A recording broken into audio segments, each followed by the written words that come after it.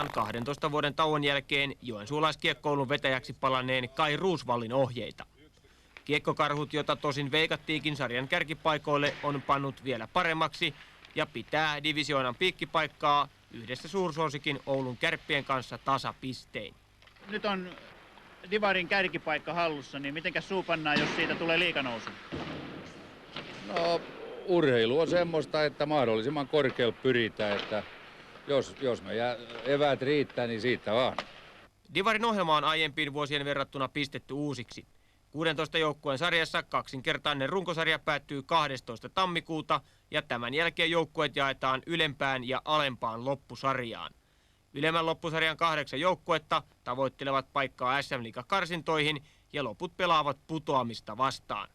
Divisioonan supistaminen ensi kaudeksi tietää 4 huonoimmalle joukkueelle suoraa lähtöä.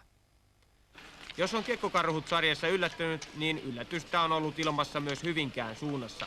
Tosin mollivoittoista. Vahvan nimilistan sarjan alussa omannut Ahmat on vasta 10.